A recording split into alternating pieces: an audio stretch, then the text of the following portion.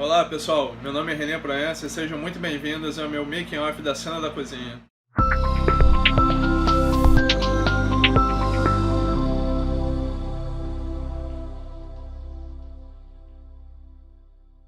Fiz essa cena aqui já tem alguns meses e a galera curtiu bastante aí a cena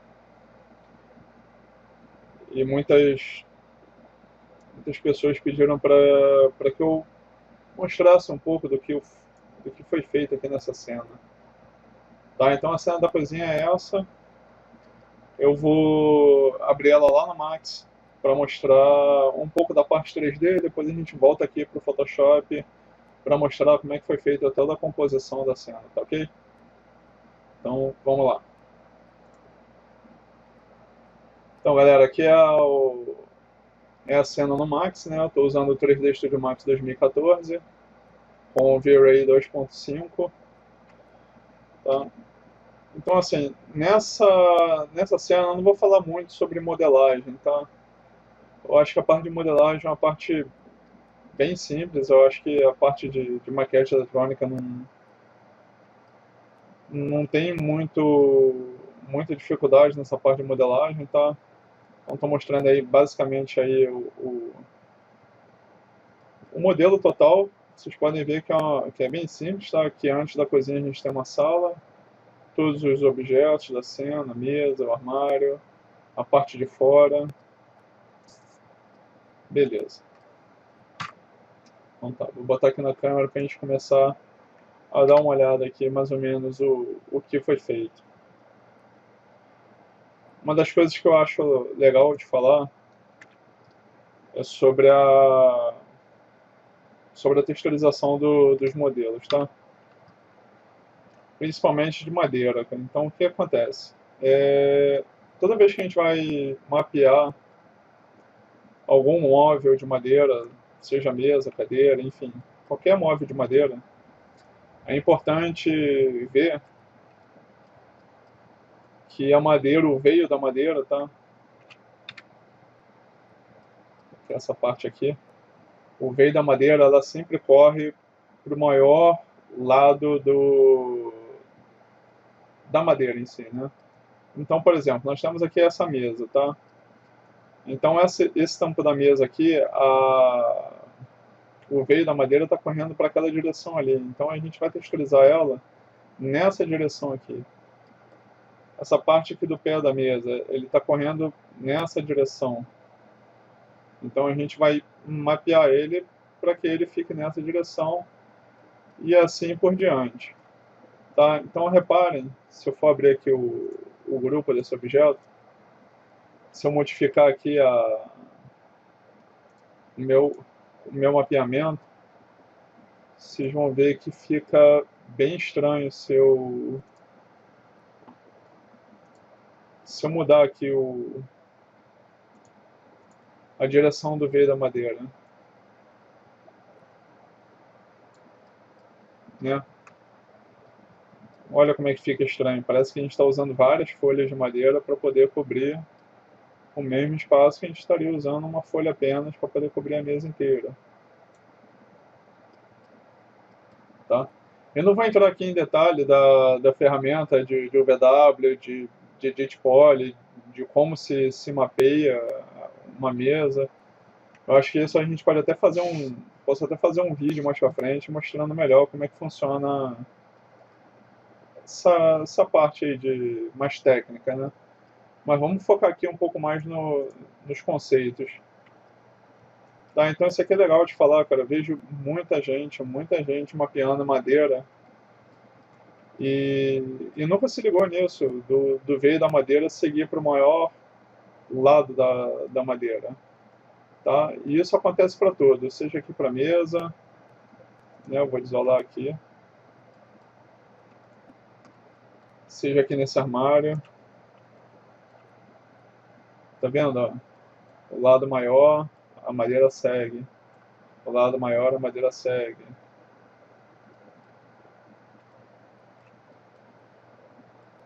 Tá? E é bem legal que não preciso desmembrar o móvel em várias partes para poder estar mapeando isso corretamente. O móvel pode ser um objeto só único e eu ir colocando edit poly, VW, edit poly, VW e selecionando as áreas que eu quero para poder fazer um mapeamento correto. Beleza? Eu acho que essa dica é bem legal. Eu vejo bastante gente fazendo isso de forma errada. E esse é o primeiro ponto que eu queria abordar.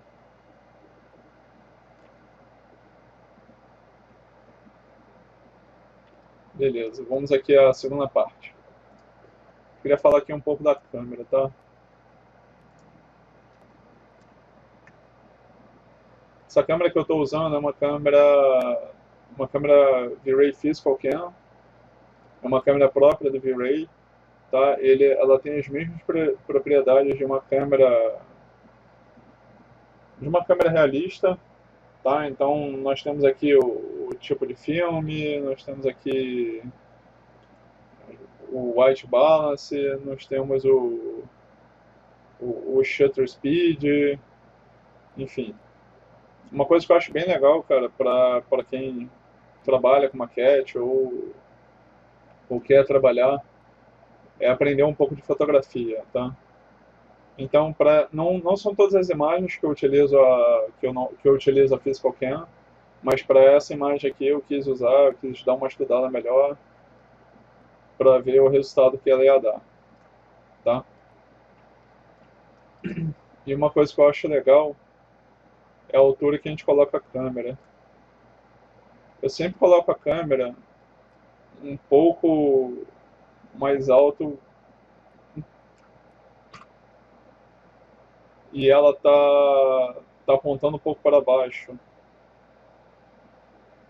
para a gente poder ter essa sensação de profundidade que tem aqui atrás. Se eu botasse a câmera ela num ângulo mais reto e descesse um pouco mais ela, por exemplo, descia um pouco mais a câmera. Olha só como é que só essa diferença já dá um outro enquadramento completamente diferente, cara. Eu perdi a parte daqui de trás da imagem. Eu estou vendo aqui os pés da cadeira que, para mim, não são interessantes.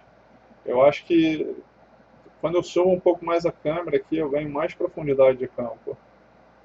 Então, eu acho bem legal assim você tentar enquadrar a sua cena da melhor forma possível, de forma que valorize o fundo e valorize também os objetos que estão aqui em primeiro plano. Tá? Então, você vê, eu mudei pouquíssimo aqui a altura da câmera e ela já dá uma diferença grande do que eu fiz pro que eu mexi agora. Para mim é outra cena isso daí.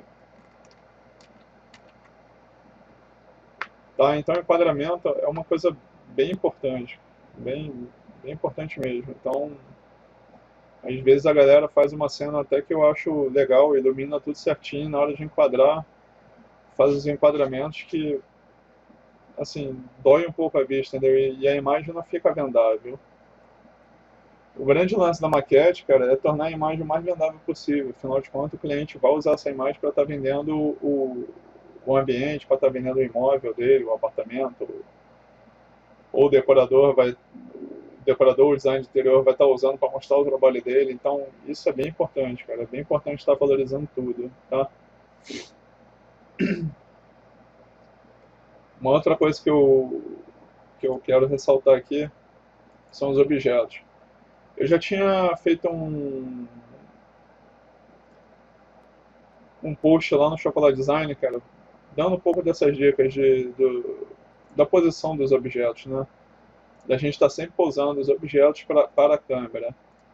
Então, como é que eu trabalho? Eu coloco primeiro a câmera e depois eu vou colocando os objetos em cima e vou vendo objeto por objeto como ele fica melhor para a câmera.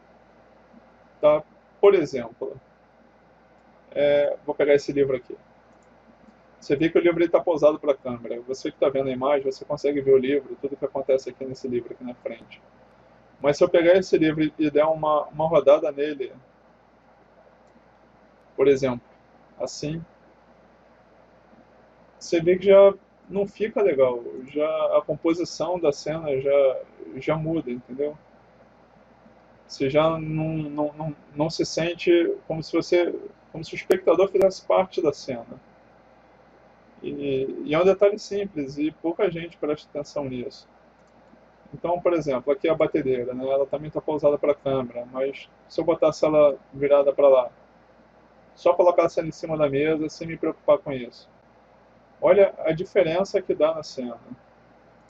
Até mesmo essa panela aqui com esse macarrão virado para lá, por exemplo. Então, assim, tudo que eu faço na cena, eu faço pensando para a câmera. Ah, René, mas o cliente, você mandou a imagem, o cliente não gostou da câmera, quer mudar o ângulo. Tudo bem, eu vou mudar o ângulo e eu vou rotacionar os objetos de novo para que eles fiquem em harmonia com a câmera, de acordo com a câmera. Tá? Então é sempre os objetos voltados para a câmera, tá?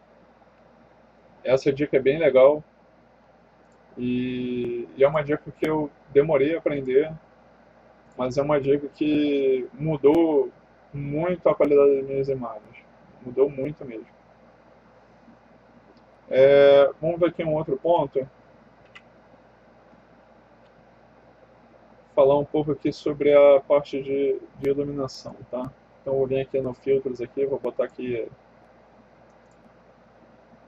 em luz, para eu selecionar somente as luzes. Essa cena aqui eu quis fazer ela a cena um pouco mais real, tá? Então vamos lá, vamos analisar a cena primeiro. Tem a câmera que está apontando para essa parte externa aqui, tá? E nós temos aqui essa outra porta, onde já entra a luz também. E nós temos aqui na sala esse grande vão aqui que está entrando bastante luz daqui. Tá? Eu até estava usando essa luz aqui para poder jogar mais luz vindo daqui, mas aí depois nos testes eu acabei desligando a luz. Mas poderia ser interessante. Botei essas luzes aqui também para marcar.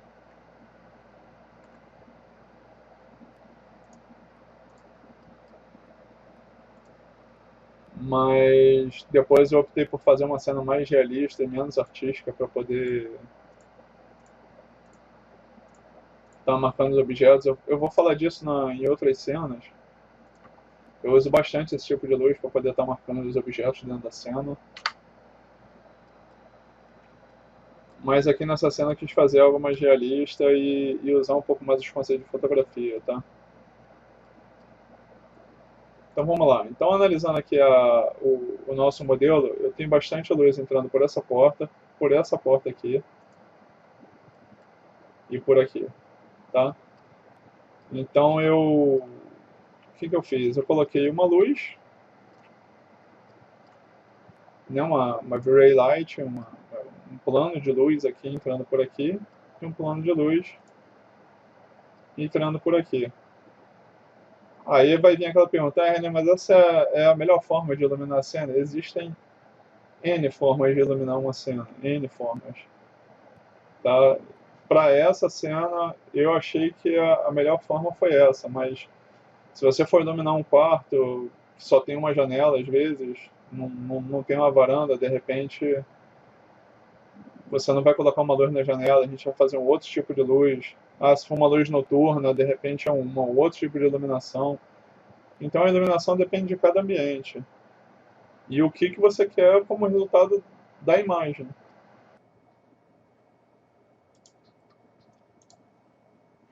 Então tem aqui uma luz entrando aqui de environment, né?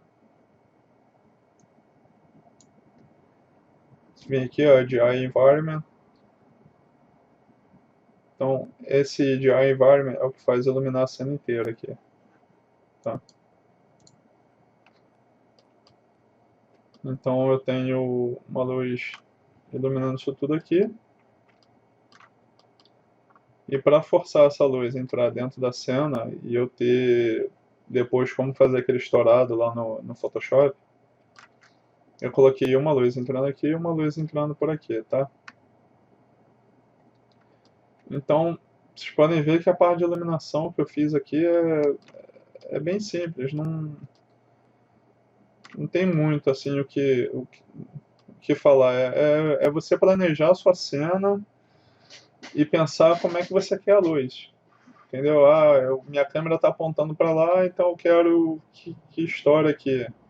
O que acontece em fotografia? Quando eu tenho uma câmera dentro de um espaço interno, que nem a gente tem aqui, olhando para uma janela ou para uma porta que está vendo ali aquele espaço externo, a tendência é que a luz lá de fora ela estoure, é que lá fora fique muito mais clara. Porque para a gente compensar a luz que tem aqui dentro da cena, a gente tem que abrir bastante o diafragma da câmera. E quando você abre esse diafragma, entra mais luz na câmera. Então, lá fora, como a luz está mais forte, por isso que estoura lá fora. E aqui dentro a gente consegue manter a harmonia da cena inteira. Um ponto que eu acho legal para quem trabalha com maquete é a produção da cena, tá? Então, o que acontece? Vejo muita gente fazendo as imagens, e aí é legal, pô, o cara se preocupa com a luz, se preocupa com a modelagem das coisas, se preocupa com tudo, mas não se preocupa com a produção da cena. Então o que acontece? Às vezes a pessoa coloca aqui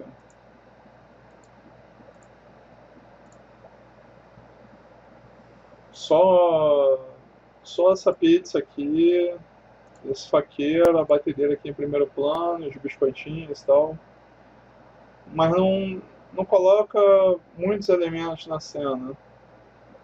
E aí a cena fica até bonita, mas fica pobre de elementos, entendeu? Então eu acho bacana você produzir a mesa inteira. Se você tem um fundo ali, você produz o fundo, bota alguma coisa lá no fundo. As coisas têm que estar acontecendo dentro da cena, entendeu? Então, por exemplo, esse fundo aqui, onde eu tô mostrando aqui, ele vai estar desfocado lá na minha cena lá. Mas eu coloco ali alguma coisa acontecendo ali, entendeu? No fundo. Coloco as coisas penduradas aqui.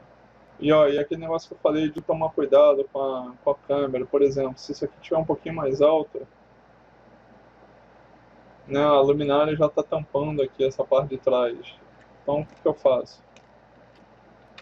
Eu baixo ele aqui para ele poder aparecer inteiro, para poder fazer harmonia com a cena.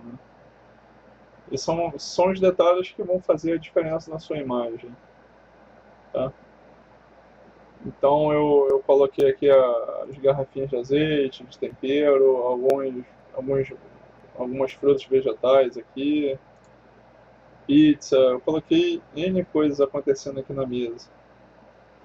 Para a imagem ficar bonita, e é isso que dá uma cara legal para a imagem, é isso que faz a imagem acontecer e a imagem ficar vendável para o seu cliente. Tá? Então isso é bem legal, cara. Produza sempre bastante as suas cenas, tá? Coloque bastante elemento, não tenha medo. Claro, coloque isso de forma que fique legal, que fique bonito de se ver, né? Não adianta também sair colocando um monte de coisa aqui, tudo bagunçado, tudo de qualquer jeito. Aí não vai funcionar. Mas é legal ter bastante elementos na cena para que as coisas tenham harmonia e que fique mais bonita de se ver. Legal? Queria mostrar aqui um pouco do render, né? Como eu já falei, estou usando aqui o V-Ray. Normalmente, quando a gente manda um tiro para um cliente, o tamanho da imagem ela varia de 2000 pixels, opa, de 2000 pixels a 2500 pixels pela proporção. Tá? Então, o primeiro tiro que eu vou mandar para o cliente poder dar uma olhada, geralmente são nesses dois tamanhos aí de imagem. Ah, mas por que esse tamanho? Porque 2000 e 2500 não é. Você não vai perder muito tempo no render, tá? Costuma ser um render rápido. a gente faz um render com uma qualidade um pouco mais baixa. E o cliente consegue dar zoom na imagem, consegue ver alguns detalhes, entendeu? Se você fizer uma imagem direto em 4, 4,5, você vai perder muito tempo renderizando e essa imagem sempre vai ter alguma alteração. Sempre vai retornar, sempre vai ter uma coisa que o cliente vai pedir, então você vai estar sempre renderizando ela outras vezes. Vai estar fazendo alteração, vai estar renderizando, alteração, renderizando. Então, para a gente não perder muito tempo, eu utilizo geralmente esse tamanho de imagem, entre 2000 e 2500. Menor do que isso, há um tempo atrás eu utilizava a imagem 1500 justamente para economizar esse tempo de render. E acontecia que os clientes reclamavam muito porque eles não conseguiam ver alguns detalhes que em 2500, por exemplo, eles conseguiriam ver. Então eu comecei a ter algumas reclamações dos clientes e eu pensei, pô, mas se eu aumentar o tamanho da imagem, de repente ele vai ver que isso está acontecendo na cena. Às vezes você tem uns detalhes pequenos, por exemplo, aqui atrás na imagem, né, tem esse fundo aqui, tem esses detalhes pequenos que se a imagem estiver em 1500, o cliente às vezes ele não vai entender o que são essas coisas penduradas aqui atrás, entendeu? Ou ele vai mandar tirar, ou ele vai falar que não sabe o que é isso. Enfim. Então, por esse motivo, eu utilizo entre 2000 e 2500. Ultimamente, eu tenho utilizado muito 2500 no tamanho das minhas imagens para dar o primeiro tiro para o cliente. Tá? Não vou entrar aqui no mérito de render. Né? Eu poderia ficar aqui, sei lá, uns 3 dias só para falar de render. Eu acho que o objetivo desse making-off aqui não é esse. É só mostrar conceito, como é que foi feita a cena. Tá? A nível de curiosidade, eu uso o Irradiance Lightcast no V-Ray. E para um primeiro tiro eu boto as configurações aqui em médio, ou eu venho aqui em Houston e vou mexendo nesses valores aqui para poder ter um render mais rápido e com uma qualidade legal. Tá, novamente, depois eu posso estar falando melhor sobre render, sobre essa parte técnica aqui, mais ferramental de render num próximo making off, no próximo tutorial. Enfim. O que eu acho legal de falar aqui são sobre os render elements. Todo programa 3D tem render elements. E os render elements servem tanto para arquitetura quanto para publicidade. Todo mundo utiliza isso aqui. E isso aqui é o que vai ajudar muito lá no Photoshop, lá na hora de fazer a sua pós-produção. Tá? Sem isso daqui, cara, fica bem mais difícil o seu trabalho lá na hora da pós. Tá? Mas o que são esses render elements? Os render elements são imagens que o programa 3D, né, produz junto com o seu render final. São imagens especiais, vamos dizer assim, para te ajudar lá na pós-produção. Então, por exemplo, o AO, que é a abreviação de Ambient Occlusion, ele vai fornecer um mapa todo preto e branco, só com as sombras de contato. Né? O Global Illumination vai fornecer um mapa, uma imagem, só com a iluminação global da cena, sem sombra, sem nada, só iluminação. Então, se você quiser clarear toda a sua cena, você pode usar isso lá na pós-produção. Deixa eu ver outros aqui. Os shadows, às vezes sua cena ficou com o render, ficou com a sombra muito dura, então esses shadows aí você consegue clarear somente as sombras lá na pós-produção. Então esses canais, eles ajudam muito lá na pós-produção. Esse canal de ZDF aqui, ele é bem legal, cara. Porque é ele que te dá a profundidade, ele te dá um campo de profundidade para você poder usar lá na pós-produção e poder conseguir desfocar o seu fundo. Tá? Por que a gente não faz o desfoque no fundo direto no programa 3D? Porque ele demora muito, muito. O render, se o teu render demora, sei lá, 10 minutos, ele vai passar a demorar 40 por causa, dos IDF. Ele calcula a profundidade para ele poder fazer o desfoque, até você conseguir ajustar isso. É um dia inteiro que você perde praticamente para conseguir ajustar isso, sendo que eu posso mandar o programa gerar esse mapa para eu poder fazer esse ajuste lá na pós-produção, que vai me levar 10 minutos, no máximo. Então, por isso que a gente não faz aqui, a gente faz em pós-produção os IDF. Tá? E os IDF, o canal de IDF, ele serve tanto para imagem still quanto para animação. Tá? Não vou entrar no mérito agora da animação, porque são outros milhões de parâmetros que eu poderia estar perdendo dias aqui para conversar sobre animação para arquitetura. Então vamos focar aqui só na imagem.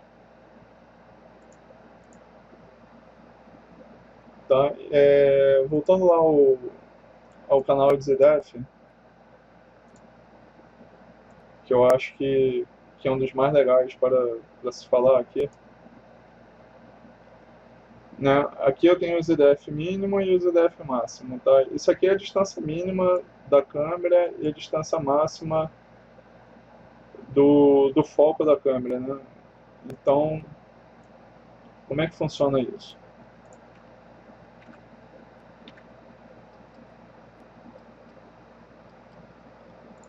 Eu tenho aqui a minha câmera. Então, esses 240 centímetros é a distância da minha câmera até o ponto onde eu quero que foque dentro de 240 centímetros. Tá? Esse 375 é o que vai começar a desfocar aqui para trás.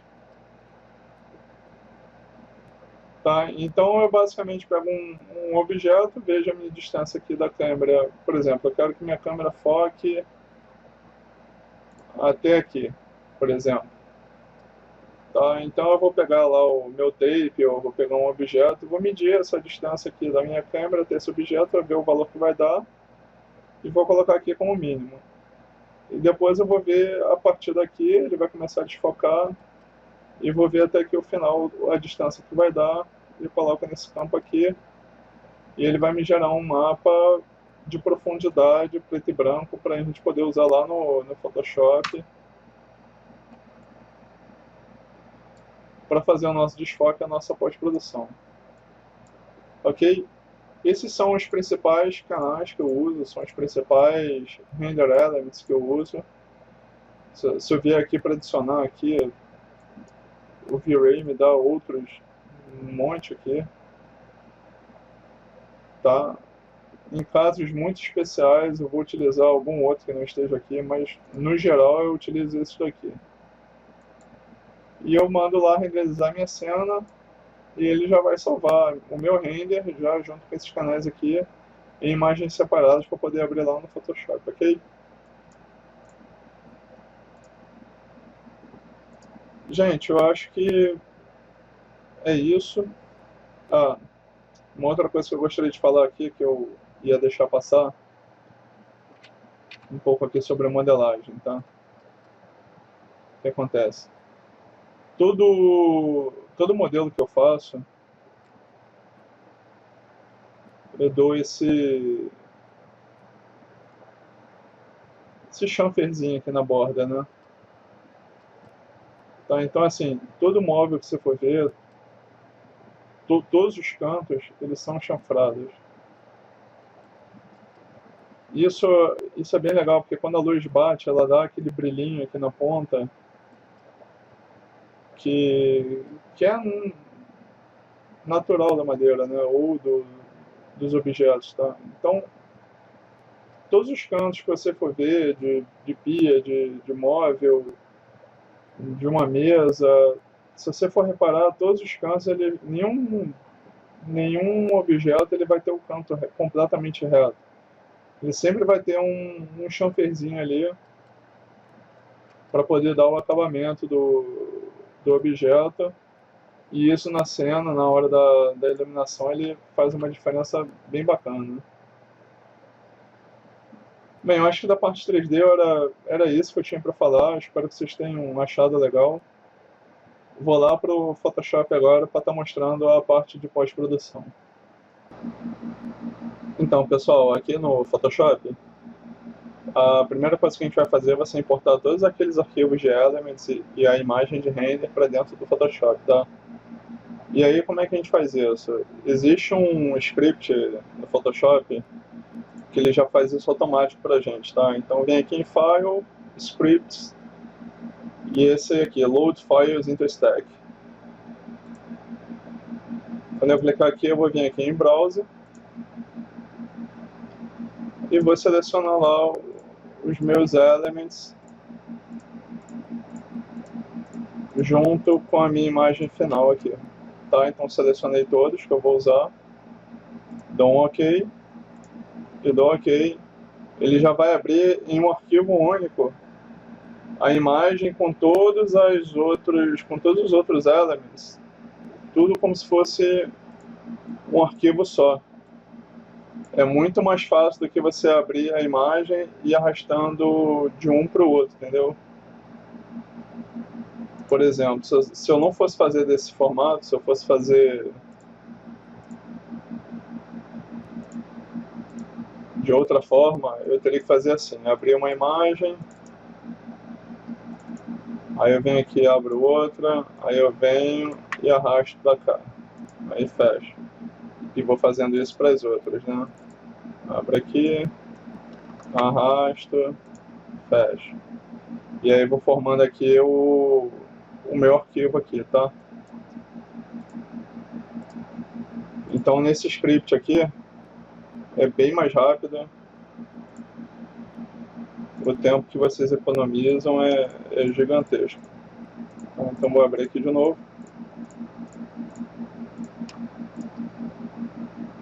Para a gente poder ver aqui como é que eu trabalhei aqui nessa imagem. Legal. A primeira coisa que a gente faz, cara, é organizar o arquivo. Então eu venho aqui, pego meu arquivo 3D, né, cozinho, e arrasto ele para o topo aqui da lista aqui, e já dou uma renomeada nele. Eu costumo colocar ele como 3D. Seleciono todos os outros aqui, dou um Ctrl ou Command G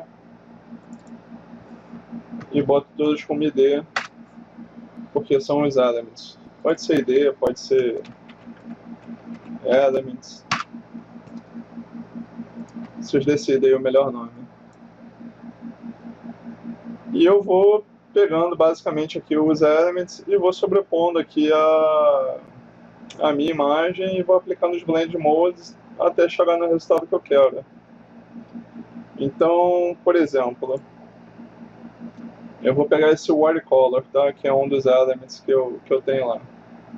Se eu segurar com Alt e clicar aqui no olhinho, eu vejo só a layer que eu cliquei, tá? Então essa layer é muito legal, cara. Ela ajuda bastante a gente a selecionar um objeto da cena. Por exemplo, se eu tivesse aqui na layer 3D e quisesse selecionar essa mesa aqui, com a varinha mágica, olha a complexidade que ia ser. Eu consegui selecionar isso aqui. Ia ser bem difícil. Já que com o watercolor, eu tenho todos os objetos da cena separados por cor. Então é muito simples, eu venho aqui com a varinha mágica, dou um clique aqui e pronto, ela já selecionou para mim tudo que é rosa. Então eu já tenho aqui praticamente a mesa selecionada. Então se eu quiser a mesa junto com essa parte de trás aqui selecionada, tá? Então, mas eu não quero a parte de trás, então eu vou lá e seleciono a parte de trás.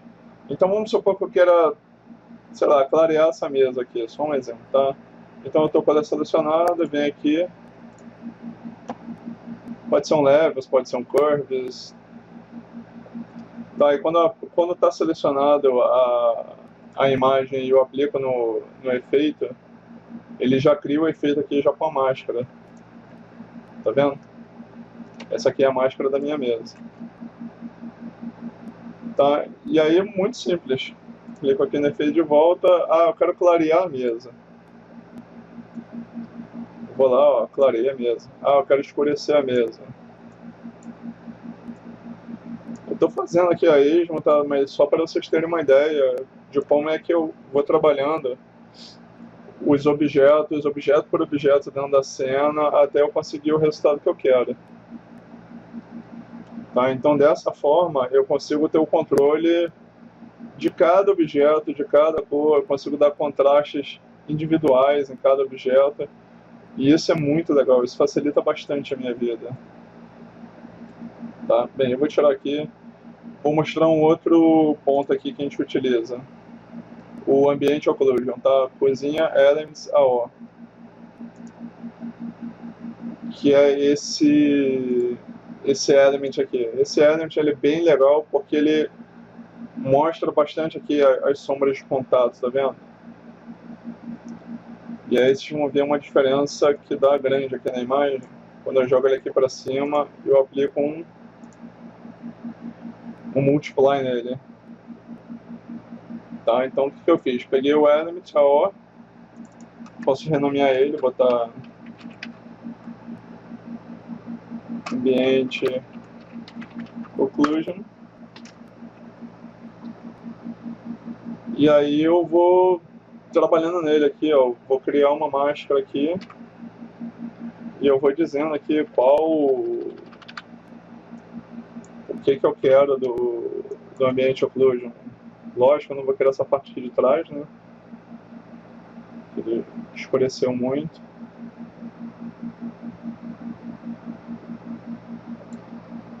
Tá? E aí acabou que ficou muito marcado aqui as sombras, né? Então eu venho aqui na opacidade, boto 20, 10, 30.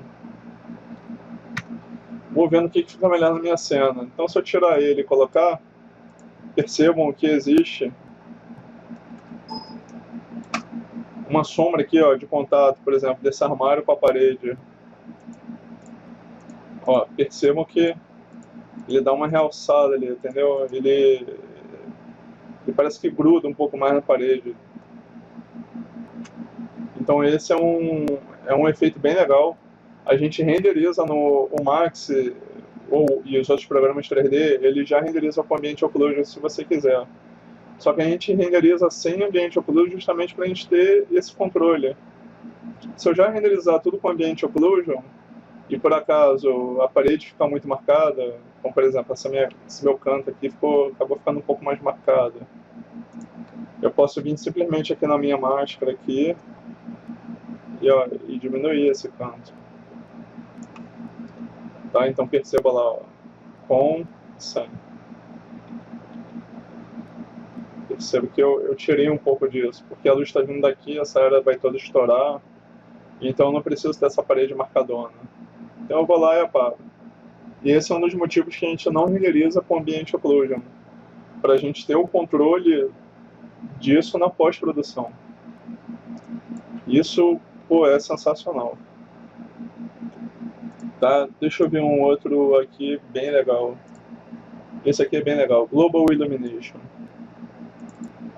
Também chamado de DI. Tá? Então eu vou lá renomear ele, vou botar ele como DI. E vamos ver aqui o que ele faz. Tá? Vou botar ele como Screen. Percebam que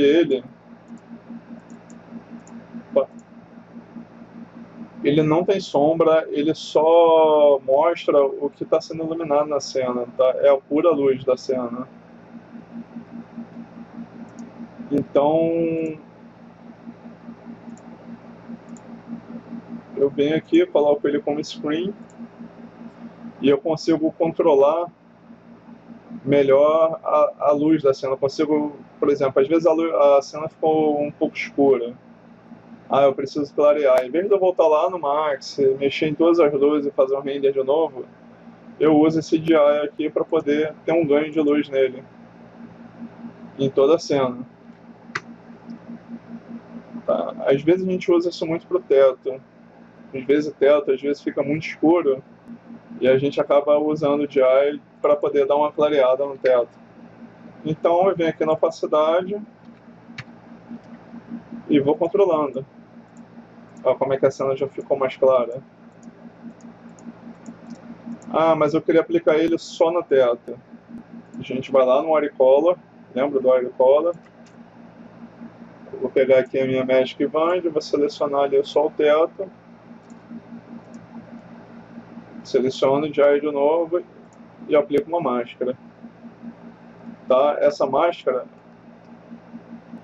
ela está sendo só para o teto. Então, a partir do momento que eu aumentar aqui a opacidade e diminuir, eu vou estar clareando só o teto. Tá? Às vezes em ambientes maiores, uma sala muito grande, às vezes acontece do teto ficar um pouco escuro. Então a gente usa esse CGI para poder, às vezes, dar uma clareada no teto ou algum outro objeto que a luz não ficou legal. Bem, deixa eu ver algum outro aqui que... Reflection. Isso é um element de reflection. Mesma coisa, eu vou botar ele ali, vou aplicar um screen. O screen ele tira tudo que é preto da cena, tá? E perceba que a reflexão dos objetos fica mais intensa. Então, por exemplo, eu achei que a minha batedeira aqui ficou com pouco reflexo, né? Não é o caso dessa cena, mas vamos supor aqui que eu não tenha gostado do reflexo da batedeira e quero que ela tenha mais reflexo. Vou vir aqui no meu wireframe. Opa, tem que estar com a lente selecionada.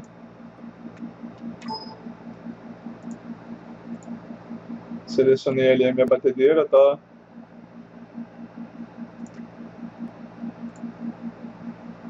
Vou aplicá-la como máscara ali. E beleza, eu tenho o controle lá do meu reflexo só da batedeira. Então ela estava assim, né? Sem reflexo nenhum. Eu quero que ela tenha mais reflexo. Eu vou lá e vou botando quanto de reflexo eu quero a mais que ela tenha. Bem legal isso.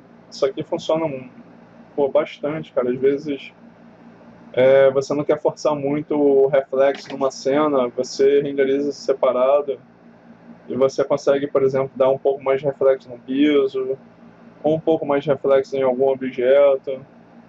Tudo isso a gente faz em pós-produção, tudo separadamente.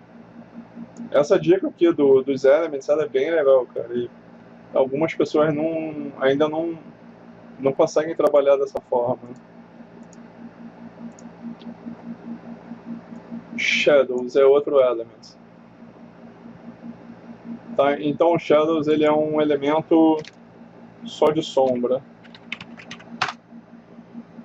Lembrando que sempre quando eu coloco ele aqui para cima da minha imagem 3D, eu sempre dou uma renomeada nele para eu conseguir identificar ele mais fácil, tá? Mesma coisa, coloco ele acima da minha imagem 3D, vou lá e aplico um screen.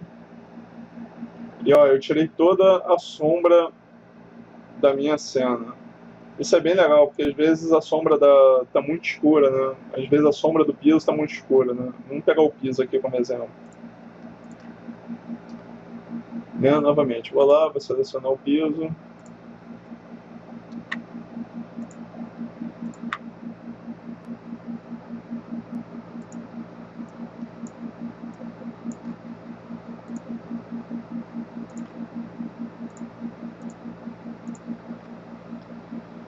Né? Beleza.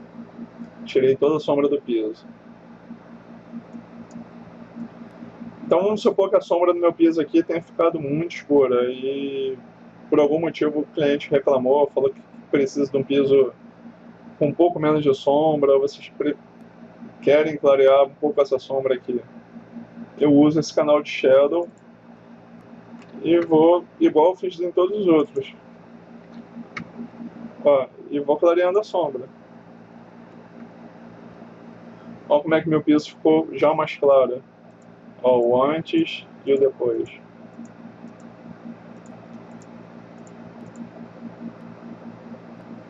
Bem legal, né? Gente, e aí cada element ele vai tendo uma função, tá? Eu não vou entrar agora aqui no mérito de todos eles, senão o vídeo vai ficar muito longo, mas é só para vocês terem uma ideia de como é que eu trabalho com os elements. Eu vou abrir aqui a minha imagem, como é que ela ficou no final, mostrando todos os elements, para vocês terem uma ideia.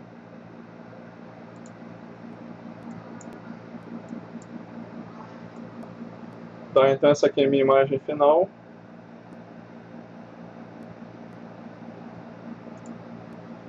Né? Usei aqui o 3D, o Depth of Field, que é o meu desfoque lá atrás, ó. Minha cena crua, tá? Sem efeito nenhum, sem pós-produção nenhuma. E aí eu fui colocando os elements e fui colocando alguns efeitos em cima. Ó, coloquei um céu ali, um BG, o desfoque.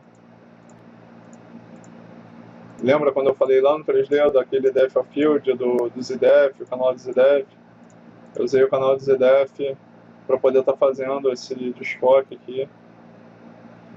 Ó, o AO. Ó, olha como é que ele marca as sombras ali, ó. Quando eu ligo a layer. Ele ressalta os objetos para dar outra vida para a cena. Refração. Reflection. E aí eu fui aplicando contraste. Aí eu peguei aquela poeira de lente ali para poder dar esse efeitinho aqui na lente. Como é que fica legal.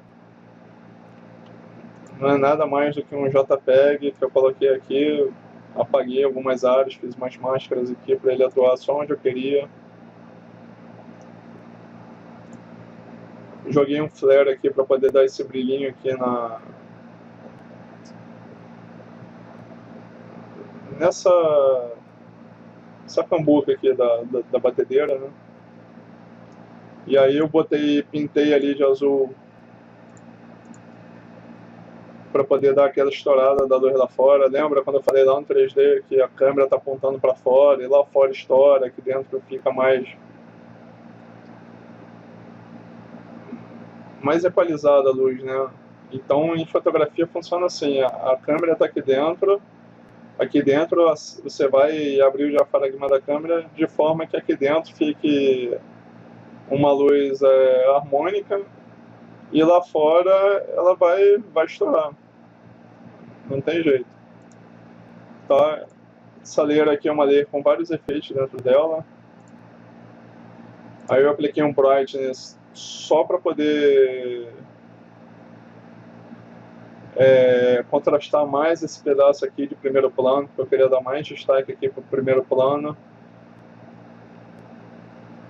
Então, ó, olha a diferença que deu aqui. Ó. Eu chamei toda a atenção da minha cena para esse primeiro plano. Depois usei um Curves para dar uma equalizada na cena como um todo. Apliquei um vignette. E o resultado final foi esse. Né? Você vê que muita coisa a gente acaba fazendo na pós-produção e a cena acaba tomando uma outra cara, né, na pós-produção. E aí aqui na Photoshop a gente consegue brincar, consegue fazer o que a gente quiser. Claro, não consegue tirar um modelo e botar outro, né? Isso teria que ser feito lá no 3D, mas o que a gente puder fazer no 3D para evitar retrabalho dentro do 3D, porque o tempo de render é demorado, a gente tenta resolver no Photoshop depois, na pós-produção depois. Claro que a imagem vai sempre sair a melhor possível do 3D